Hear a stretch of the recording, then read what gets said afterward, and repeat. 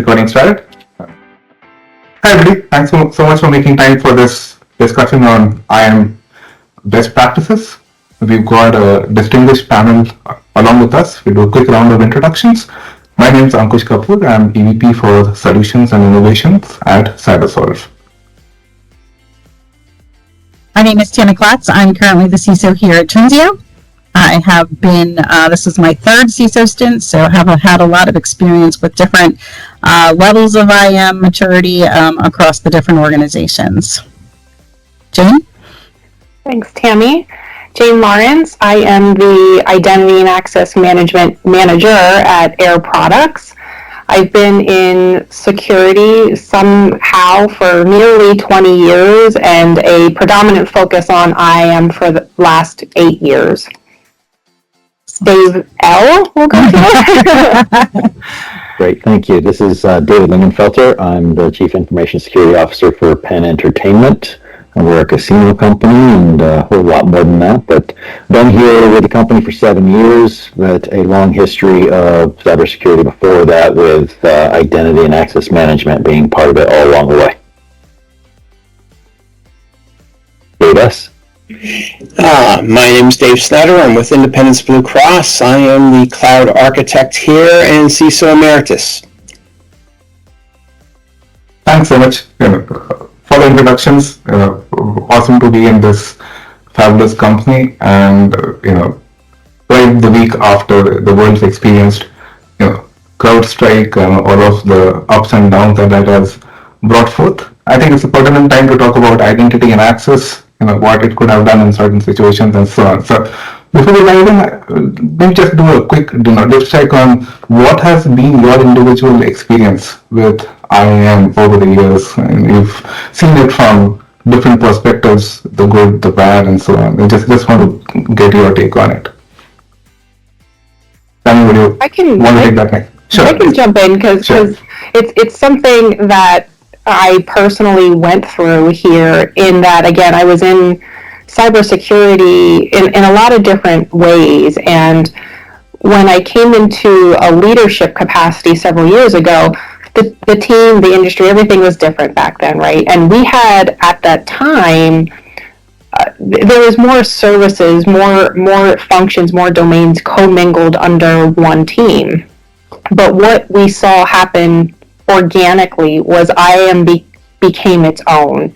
You could really see that the other functions and services within cybersecurity really kind of stood on their own, and IAM stood on its own. So we saw that organic change. So at one time, I was the lead of many things, including network and endpoint security and IAM, but it naturally started to distribute because of what IAM was becoming in the industry and what we needed to do here for our organization and have that be a standalone function so we could put, emphasis on what we needed to provide from an IAM perspective for our organization. And then eventually we made that official change that this is its own team, its own organization. But it was very interesting to see that over time and quite rapidly how that changed, because you were seeing it in industry and really having that emphasis come about. So we went through that here. Yeah, I think from my perspective, from my time as the CISO in the different organizations, the focus has always been on identity as being the new perimeter, right? So there's been a lot of effort to protect that. The days, pre-COVID of, working from home and being remote, and how does that need to morph to make sure that those identities are actually protected. I've had a variety of different experiences from a maturity perspective across the three organizations, but ultimately it does boil down to making sure, that we've got the identities protected and the access to the systems that they are intended to have access to managed properly. Yeah, from my perspective, it's come a long way. I mean, I'm going way back before there really was an identity and access management design. It was, first there was role-based access control, and even before that there was just your user accounts, and it was different user accounts for different systems, and everybody was beginning to deal with user identity fatigue, where different user accounts, different passwords for everything. So, and identity and access management has gone through a lot of iterations over the years, but I've seen it really mature and get to a point where it is now really well designed, well implemented, can be a great asset to any company. As Jane and Tammy both pointed out, really helps with a lot of the access control concerns, a lot of the ability to manage what the end users are doing. But just over the years, watching it and progress to this point has been an amazing journey, because there's just been so many iterations of it, and it's such a mature area right now that it's great to really see how it's getting implemented successfully. I would agree with that, Dave. In regards to, how identity and access management has matured, we've gone multiple directories down to a single directory. We've gone to an organized method for provisioning access and deprovisioning access, which provided more detailed governance in our environment and in compliance with regulations. So with that in mind, I see that we've matured to a level now that identity and access management is streamlined in the organization. Excellent perspectives, and so I can sense that congruence, that we are better off than what we were 10 years ago. So we're definitely there, and IAM has also turned out to be a good business enabler. So it's one of the few cybersecurity functions that not only defends but also facilitates at scale, whether it's about mergers and acquisitions, lots of new users joining in and getting access, and operational efficiency and so on. So there's a payback model in it, and I think that's one way where business sees IAM a lot more frequently than other parts of cybersecurity, which may be doing a really good job but behind the scenes, right? So because it's so close to the business, let's talk a bit about how you balance the need for security controls, versus the need for a smooth, business facilitating user experience. Because typically security is being perceived as something that comes in the way of getting things done, right? So. Yeah, I'll start because I'll share with you a specific example. So when I started at Covanta a few years ago, I was doing some site visits and some site tours, right? As the new CISO of the organization, I go in, get a tour, and I'm the warm body that's now in the facility representing IT, representing security, right? And the first question I got asked is, why does it take so long for everybody to get the access they need to actually do their jobs? And they're like, can you fix that? I'm like, well, I can't do that without you, right? So getting that buy-in and support from the key stakeholders in the organization, because as a security organization, we don't want to be the ones who are defining what somebody can or cannot have access to. We can assist with granting that and building the rule set around that, but ultimately getting that buy-in from the business stakeholders to approve what needs to be included in a role, who needs to have access to it, and getting them to onboard with you as part of the initiative, I think becomes extremely important and critical for success to move your program forward. Yeah, one of the early struggles I had a long time ago implementing one of the earlier iterations of identity access that I did was all of the standalone systems, going back to the individual user IDs and passwords, all the individual systems were separately managed, and people had created dozens, if not hundreds, of different roles within those systems, something unique for each user. And the system owner had gotten used to that and was really good at manipulating that and making that work, and that worked well. And then people had created automated scripts to do things within the systems, and it worked as an individual system perspective. So introducing identity and access management took a lot of that away from the system owners at first, because they had customized the system so much. So it was a lot of work working with the system owners to understand what have they done to create such a good user experience for their end users within that application, but taking that and multiplying it across all their applications and then coming up with a solution that works for everybody. There was a lot of pain early on, and I think anybody that goes through an identity and access management rollout will run into that, and does run into that, where you've got systems that are so customized and so unique and so individual that the users, any change to that is going to be disruptive to them. But in the long run, having that identity and access management system makes all of that so much simpler down the road. Fewer user IDs, fewer passwords, more integration to disparate systems now being able to come together. Yeah. So makes perfect sense actually. We've seen that evolution too, and trying to balance customizing something so heavily that it becomes difficult to maintain versus making sure that it lives up to the user experience that the business and its users are really used to, right? And Tammy, to your point, there's actually a quote that goes in the industry that identity management is like putting brakes on a car. So why do cars have brakes? It's not to slow them down, it's so that they can go faster. Right? So, and initially it sort of feels like that. Yeah. It kind of feels like that. You're trying to unify various data sources. You're trying to get more standardization into processes. You want to eliminate, too many discretionary decisions and things like that. But it gets interesting. And sometimes we have failures. And when we have failures, IAM systems are also known to fail at scale, right? We've seen outages in SSO systems that can block entire sets of users or a large chunk of users using access. I know these stories get ugly, but would you have any to share and any lessons that we can really, draw from those stories where an incident occurred essentially because of an IAM control failure?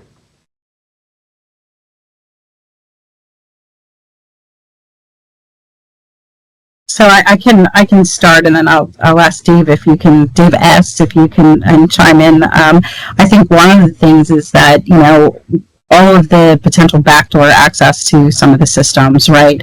Especially with elevated access to certain perhaps SaaS solutions or anything like that. I mean, that's where you need to be extremely careful and how that works and intertwines into your overall program, because in the instances where you do manage user onboarding, offboarding through your IAM system, but then there are potential backdoor channels for folks to get in, that's where you potentially can find yourself at risk if that access is not properly managed as well. From my experience, Dave earlier spoke a little bit about role-based access. Okay, so in the world of role-based access, you can end up with thousands of roles in an organization. And how do you manage and maintain that and ensure that access is appropriate? Because role management gets out of control. And that was one of the large issues in role-based access. So how do you minimize that? And different organizations, they do it different ways. But our driver here is our human resources system.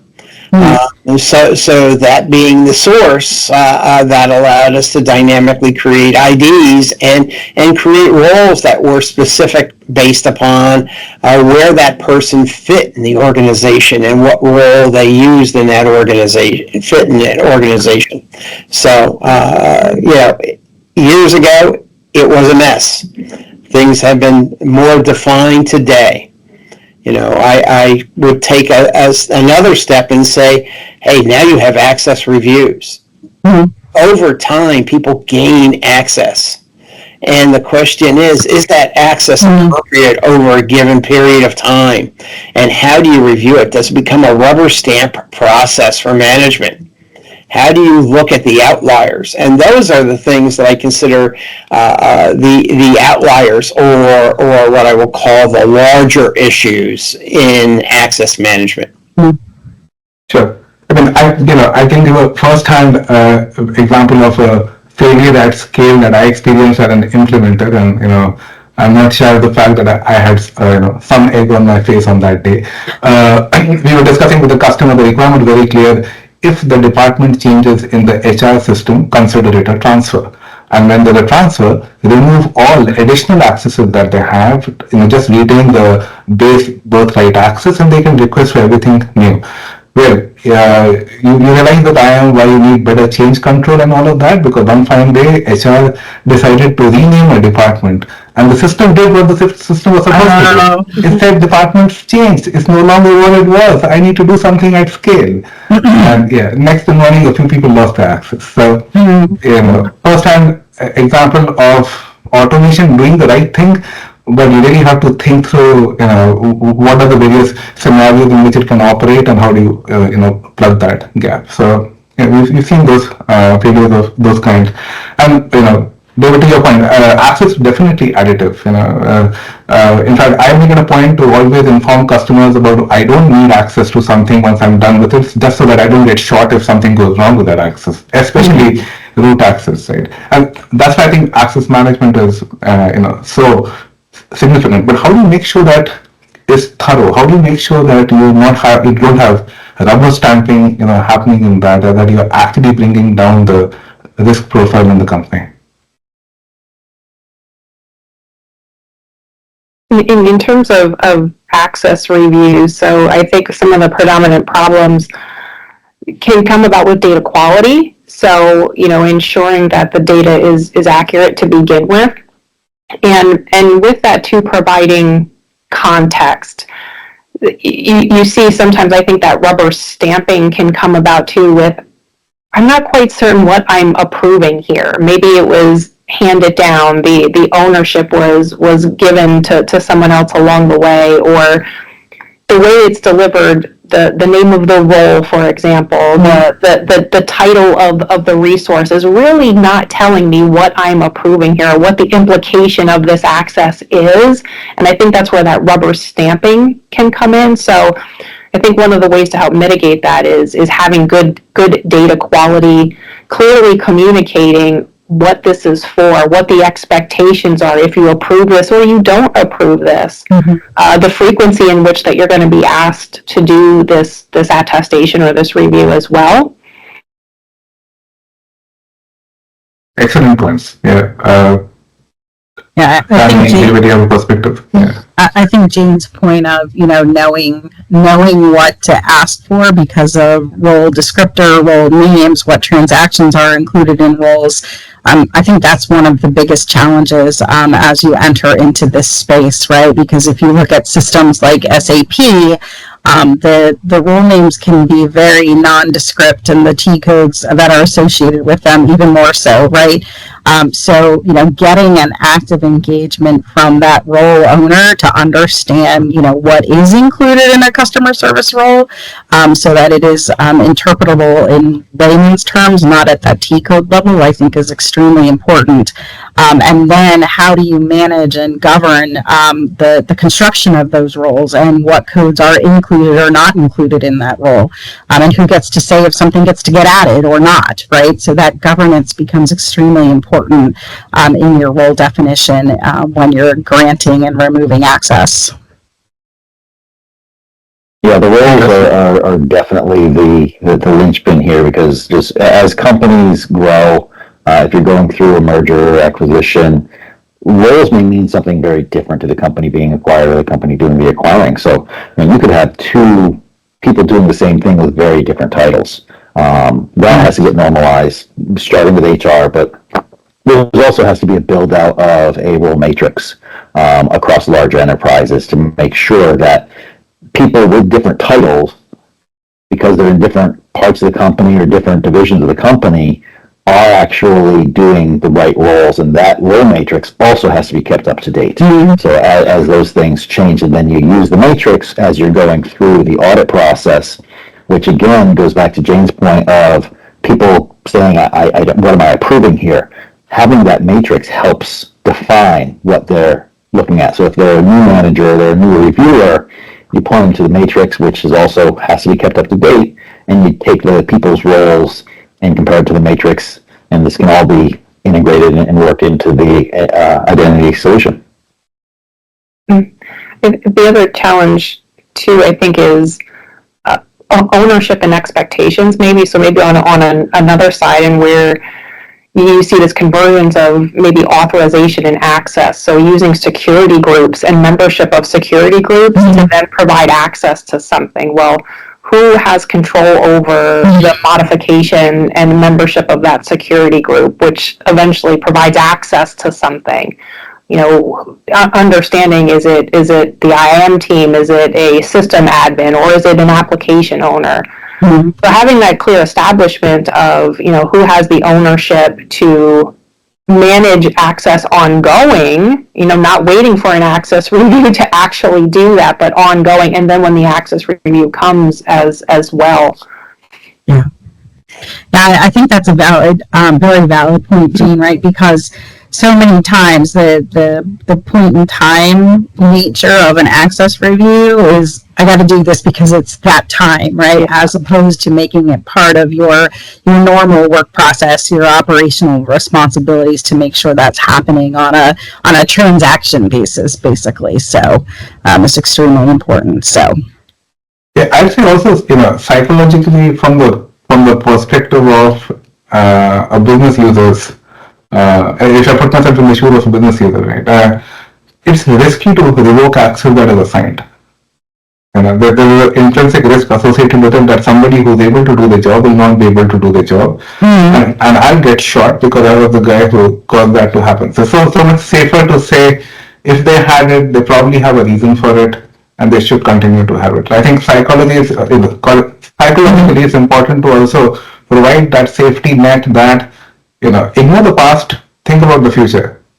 Do they need this access going ahead, irrespective of whatever was the circumstances where the lady got it, right? And so that's there, and you know, to that, I think it was very well said. Those descriptions really help because then they know better. Do they really need this access? Do they need something else? And then I think one great thing about good roles, David, is good roles overall reduce the fatigue of trying to certify because you need to certify less. Because you are able to combine stuff together and then just bundle that as one action, you know, instead of having 10 small things that need to be certified. So I think all of these things come together in different form, and you know, being able to govern it better, being able to reduce the fatigue that the end users face. Action reviews are honestly. Sure, I think Dave wanted to say something. So I was going to sneak something in here. More so how identity management flows into application development. As part of you know, creating an application, developing an application with multiple different functions, and how do you incorporate those roles within that function? You know, security needs to be tightly defined as well as the business in that development process so that you can actually create the appropriate identity roles for that application. That will then allow you to roll up different capabilities into a single role. Without that, you can't do that. It becomes all a one-off. Excellent point. So we've actually had the opportunity to work with a few customers over the years where application integration teams are tightly integrated with the IAM team. And I remember my first discussions 12 years ago were strange because I would tell them, just focus on the core business logic. You don't have to think about authentication because we'll take care of that. You don't have to take care about you know, the access entitlements because as part of the authentication process, you will get that. You have to determine what you do with all of that. And it was a sea change. So, you know, it did not come naturally. So I think it's the natural delineation between authorization on authentication and reminding individuals of what that actually means because they're not the same. So for sure, yeah. So, excellent perspective. This is on you know, access certification. Of course, access you know, certification tends to take a center stage, especially when you've got SOX applications involved and things like that. But there's so many other controls also that, you know, IAM has an umbrella covers, and it's not just in the IGA space, not just password management. There's a single sign-on, there's privileged access management, and so many other things, right? So, do you see any challenges in you know, in those spaces, whether it's related to the technology, to the nature of the problem, or end users, or anything else? Ankush, are you looking more from an access review perspective, or specifically around like compliance and regulatory activities? Yeah, so not just access review, but also compliance, regulatory requirements. They could also be business requirements. Mm-hmm. Yeah. I think from a regulatory perspective, one of the challenges, they vary, right? Regionally, different parts of your business segment, and they're changing too. So that's one thing that you're continuously trying to keep up with to get ahead of maintaining your compliance, and then to some degree potentially having to maintain multiple solutions or process for that compliance. So I know that from an external and regulatory perspective, that's something to really try to keep tabs on, keep ahead of, and then maintain that compliance, because then the requirements for that regulation could change along the way as well. Mm-hmm. Yeah. Sure. And I think, Ankush, you talked about, SOX regulatory requirements, compliance, etc., and that becomes obviously a critical component of what your access reviews are accomplishing, and highlighting any deficiencies and such. I think that the challenge with that becomes there is a set of applications that are going to be SOX relevant, but then there's a whole other set that may not have financial implications, but the access to those systems is also critical and to be managed appropriately, right? So you have to be careful not to cast all of your IAM principles around the regulatory and compliance component. That's definitely very important, but that appropriateness of access across the board is just as important as you do your normal kind of business transactions, if you will. Or even to build on that, Tammy, too, you see, like, we'll stay on SOX, for example, very, very, it's financially focused, and those systems or infrastructure for finance, but then there's that web, because there's an IAM component to all of that, too, when you're talking about the identities or AD, and so that web really starts to sprawl, right, when you're talking about compliance of that nature as well. But the identity piece seems to get pulled in almost no matter Absolutely. what. Yeah. Yeah, and I think, Jane, your point about the regional differences that come into play for global organizations as well, because different parts of the world are going to be governed differently. So how do you structure your system to be agile enough to accommodate those regional differences as well? Or do you go to the other extreme where you operate at maybe the most stringent, and then everybody else kind of falls in line as a result of that? But understanding what those regional requirements are is critical. Yeah, so in fact, in a few places, Tommy, we've actually attempted that. We call it a common baseline compliance standard.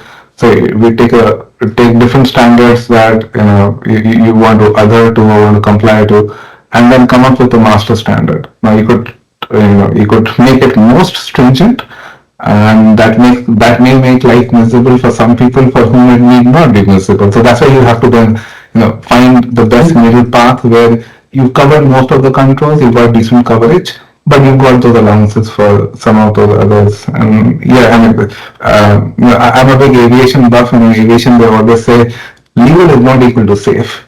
So definitely not. Definitely not. So it's not the same thing. So you have to comply, but there's probably other stuff that's on your mind as well. Dave, do you have a perspective on this?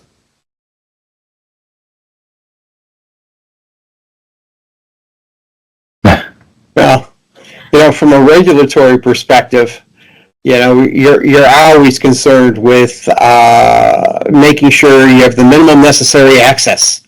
So data does not get exfiltrated from your environment, or somebody doesn't have access to particular data elements that you would not want to have access to.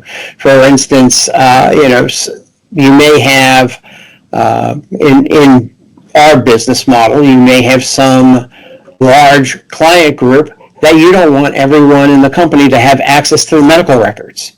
It could be a professional football team. It could be baseball, or it could be something like that, which could then be used for other purposes. So you want to minimize access to minimum necessary. And that's what it comes down to, whether you're talking about privileged access or data access. It's controlling that access is critical. Yeah, I think the others have answered it well. The regulators all want something slightly different, and you have to make sure that you can accommodate all of those while making the platform work in a way that helps your company be more secure and your end users be able to do their jobs. They don't always match what's required by the regulators. Doesn't always help security, doesn't always help with end user availability or usability. But your goal is to balance all of that and make sure that the end users are able to do their job in the easiest way possible while having the highest level of security, while also making sure that you're taking care of all your regulators. It's a complex environment out there. Yeah, and Tammy, go ahead. No, I was just going to ask the team here. So we've talked about challenges along the way, and one of the things that we haven't touched on is we made mention of the fact that your human resources system is typically your system of record for your employee base. One of the other challenges that I've run into is, where are the non-employees actually coming from, right? Because oftentimes they're not embedded in the HR system, and then you end up having a separate repository, right? So what are some of the things that you all have experienced along those lines? Because I think that becomes a common challenge as you're going through your program development. It's a challenge. That's because some things haven't changed here. So there's still multiple authoritative sources. And it's a struggle, right? So we have a multitude. There's different processes for identity lifecycle management, access management based on that system of record. And globally too, there's again these nuances too. So it's trying to have standards and consistency where we can. But fundamentally, a lot comes down to, well, these are different systems and they require different technology, people, process to manage things effectively. And some of it for us is based on demographics, geographics, the employees versus non-employees, and then you have non-human identities to compound all of it as well, right? Mm-hmm. Mm-hmm. Yeah. In fact, I would say if you're dealing with multiple authoritative sources, you are lucky. The problem is that many places you don't have an authoritative source for many of the apart from employees, right? So for contractors and other sources, so it becomes really interesting. And then you also have situations where there are migrations between those populations. So somebody who was an employee became a contract employee does not want to let go of all of their access because reinstating it would be a pain. It will cause business impact. So how do you deal with that? So completely feel that pain. Yeah, that's definitely been a challenge from a hire versus rehire perspective, right? And not wanting to have to go through the offboarding process because their status or employee type had changed, or your worker type had actually changed. So yeah, for sure. To your point, Tammy, I think there's operational challenges with all of that, and then back to what we were talking about before, with compliance and regulation. That's even more complicated, given again different systems, different process. Yeah, and like you said, this is for human users. For non-human, it's even more interesting. I mean, anybody who's spent 20 minutes configuring something on AWS sees how quickly a number of objects spawn, and then you have to start determining, who should really be able to do what on which of these. And it's so easy to set up and keep going that it becomes very difficult to start cleaning up later and get a handle on. So on the privileged access piece and the cloud, it becomes a completely different beast, I would say. Yeah. Right. And so we, of course, having all of these scenarios, and the world's not going to stop or wait for us to solve these problems. So we do a healthy mix of new technologies. Started with machine learning, which actually brought in some promise when it came to role definition, role identification, and things like that. There's still an unsolved problem, problem as of today. And then you've got AI, and you've got such a lot of interest in the general public, in AI, generative AI in particular, but we as practitioners know there are other forms as well, right? What do you see in terms of the future, the possibilities of intersecting these technologies with IAM? And there's certainly some good that can come out of it, and there's probably some things to be worried about or be careful about as well. Just wanted to get your perspective on that. One of the goods I see coming out of it is really the ability to have the systems self-audit and self-regulate. So as machine learning and artificial intelligence gets more built into the IAM solutions, it's tracking users' usage. So you're going to typically systems A, B, and C. All of a sudden, you start going to system F or G. The system's not going to recognize that. It might want to do a step-up author. And PAM can do some of that now, but this is taking it to a more intrinsic level where the machine itself is learning, saying, David has not had this type of access in a long time, or hasn't had this access profile in a long time. Something's changed. So I see that helping augment what identity and access management is already doing, which is controlling what people have access to and what they're authorized to do. I just see that helping enhance that some more.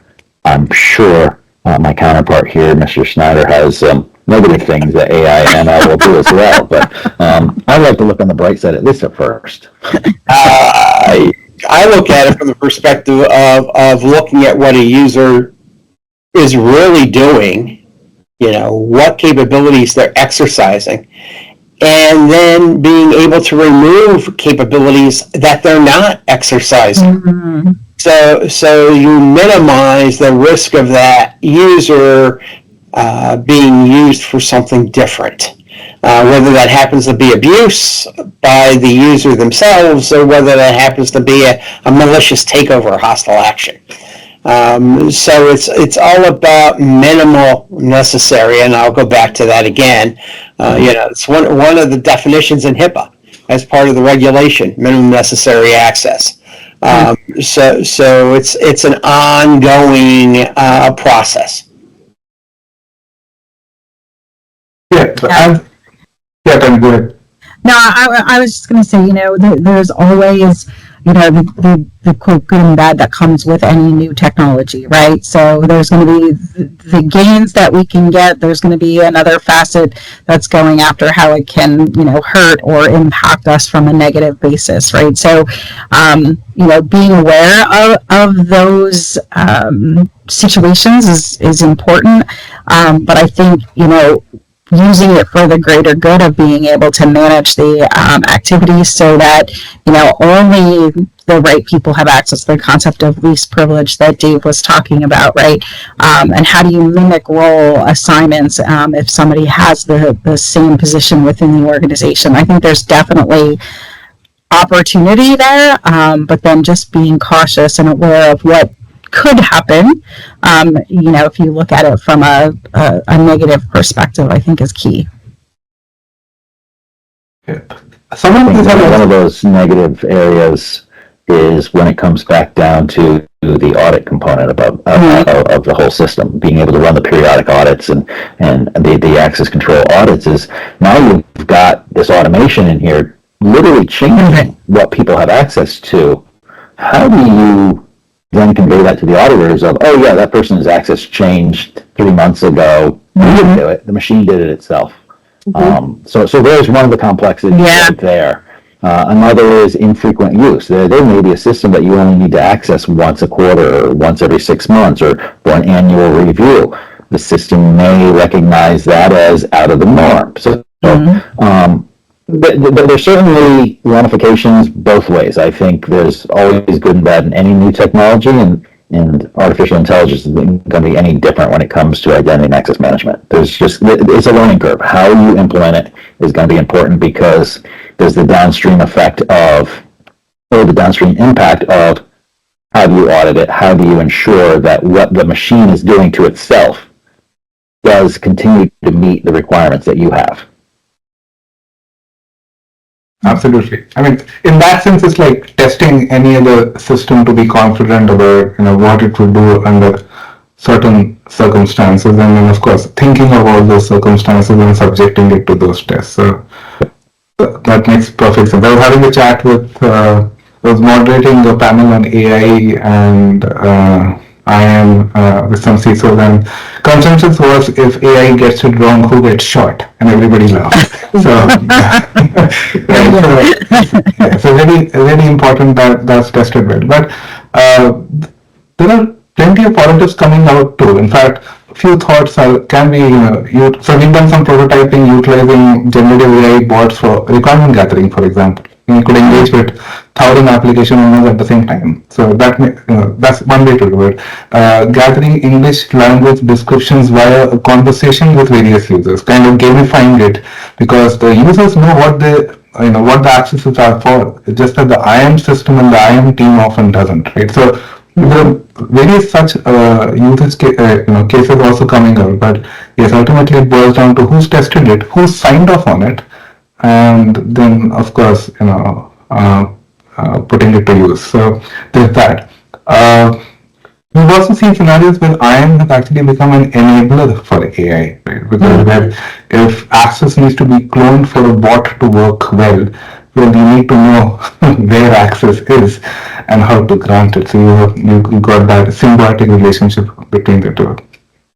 So I think, sorry, Ankush, but one of the things that we talked about when we were doing our prep call for today's session, I think, Jane, you had brought up the concept around how the solution convergence actually comes into play, given, how everybody's trying to, add to their stack, and how do you manage that when you have, a catalog of tools that you use to manage your identity, and then everybody starts bolting on.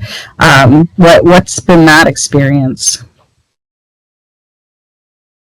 Yeah, I think we're starting to see it just in different domains, functions of IAM, right? Everyone now is doing privileged access and access management, and there's a governance element to it, but now we have our own AI machine learning component to that solution too.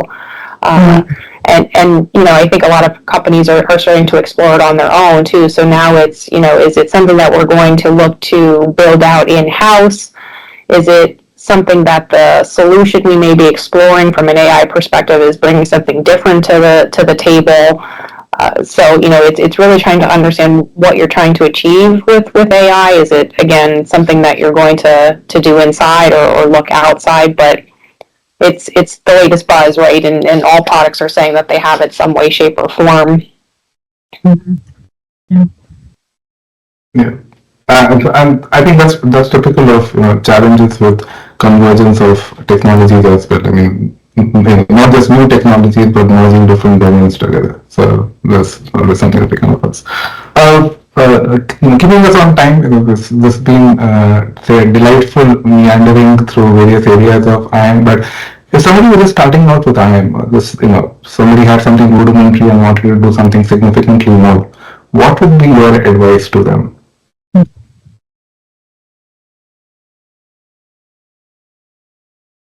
Don't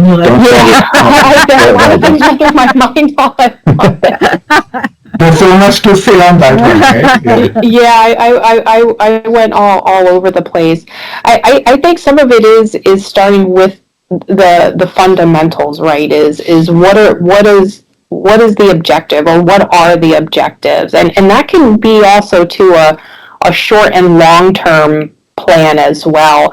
Sometimes there's this jump feet first in, and let's try to boil the ocean right away and do all these things.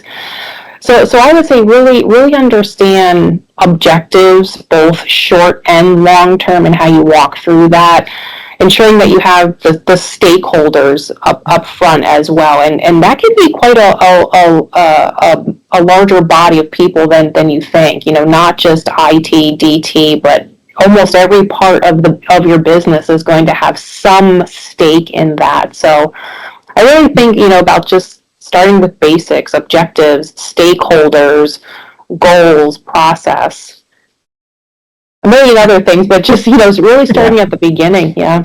And I can jump on that a little bit, right? I think, having, your sponsorship at the executive levels in the organization for the program, because it's quite not just a security project or not just an IT project, right? This is about managing access for the organization and protecting who has access to what, right? So if you've got the right buy-in and executive support to help drive the goals and objectives that are defined for the organization, you'll be that much better off. I think the other thing not to underestimate is the funding that's required to implement a solution, and whether that's internal, external labor that comes with it, but certainly how hard can it be? What do you need that much money for?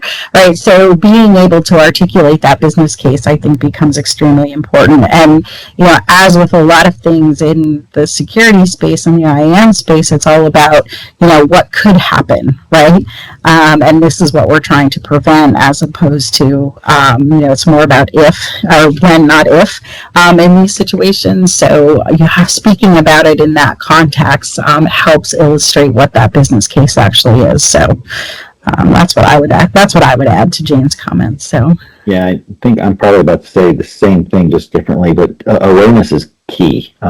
Making sure the business owners, as Jane and Tammy said, the business owners, the stakeholders, the data owners, HR, system owners, they're all aware that this is coming. They're all aware of the benefits that it's going to give them, so that they have the honest input.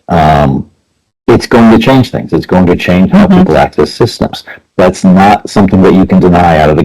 You can't hide that and say, "Well, yeah, it's going to change, but it's for the better." No, you've got to sell it. That's got to be part of the pitch. Is yes, this is going to change. There's going to be advantages to this, but the more people know up front of how this is going to impact them positively and in some cases negatively, the better the solution is going to be, because you can minimize those negative impacts. You can work with the business owners, you can work with the stakeholders to minimize that negative impact, and really try to design it out of the solution. But at the end of the day, change is going to happen, and change to certain individuals is always considered negative. As Tammy said, executive buy-in, make sure everybody knows this is not a small purchase, this is not a small implementation. It's a major change because it does impact every single aspect of the business. So people just need to know all that. And again, the awareness is what's key here. Understanding, teaching people why this is so significant so they can give their input and you can build a better solution out of the gate. I agree with the other thing Jane said, don't boil the ocean. But having those conversations early about what that ocean is going to be at the end is critical, but then break it down into smaller components and build it out. And to build on that, Dave, too, with your point about awareness and to your different stakeholders, that message might be a little bit different, right? So when I'm talking to HR about the program, it's going to impact them differently versus when I'm talking to DT and my system admins, and they need to get privileged access onto a multitude of things. So you're finding having to, explain things at a program level, but then detailed depending on the stakeholder as well. What does it mean? What is the implications to us? Excellent. So I would like to add one thing to what Jane said, and that is, and really what everybody has added to this conversation, and that's to understand the business.